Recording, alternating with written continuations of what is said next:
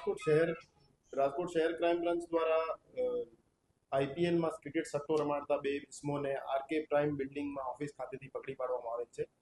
આ ગુનામાં હકીકત એવી હતી કે 11/4/2026 ના રોજ રાજકોટ શહેર ક્રાઇમના પીએસઆઈ સી ચુડાસમા સાહેબની ટીમ દ્વારા આરકે પ્રાઇમ બિલ્ડિંગમાં રેડ કરવામાં આવેલ હતી. એ રેડ દરમિયાન બે માણસો જયદીપભાઈ દિનેશભાઈ જાદવ અને દર્પણભાઈ હરેશભાઈ બારસિયા એ બે આરોપીઓ બે મોબાઈલ ફોન અને એક જે આઉટગોઈંગ કોલ્સનો રેકોર્ડ રાખવા માટે ચોપડો અને બીજા ક્રિકેટ સટ્ટાને લગત ઇક્વિપમેન્ટ સાથે ત્યાં હાજર મળી આવેલ હતા. તો એમને ત્યાં અટક કરી અને રાજકોટ શહેર ક્રાઇમ બ્રાન્ચ ખાતે લઈ પૂછપરછ કરવામાં આવેલ હતી. આ ગુનામાં જે બે આરોપીઓ પકડાયા છે, આ સિવાય 4 આરોપીઓ નાસ્તા પડતા ખુલવા પામેલ છે. એમના નામ એ જે 4 નાસ્તા પડતા આરોપીઓ છે એ વત્સલ પરેશભાઈ સિંગાળા, વિજયભાઈ ઉર્ફે વીએમ, દેવાંગ ડાબી અને જેડી નામનો ઇસમ છે. અને છેલ્લા આઈપીએલ શરૂ થયા પછી રાજકોટ શહેર પોલીસ દ્વારા 12 જેવા માણસો આઈપીએલ સટ્ટામાં અટક કરવામાં આવેલ છે અને હજુ સુધી આવનાર દિવસોમાં કાર્યવાહી ચાલુ રહેવાની છે.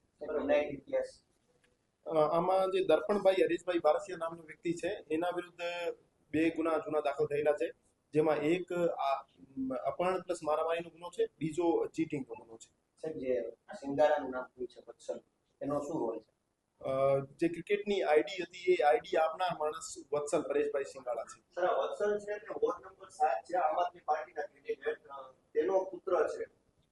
વત્સલ પરેશભાઈ સિંગાળા નામનો જે આરોપી છે એ રાજકોટ શહેરમાં વોર્ડ નંબર 7માં આમ આદમી પાર્ટીના જે ઉમેદવાર છે પરેશભાઈ સિંગાળા એમનો પુત્ર છે અને એમને અટક કરવા માટે અમારી ટીમો અત્યારે લાગેલી છે.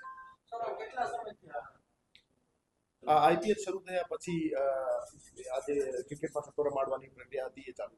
આઈપીએલ મામલે સમગ્ર શહેરમાં 12 જેટલા આરોપીની પોલીસ અટક.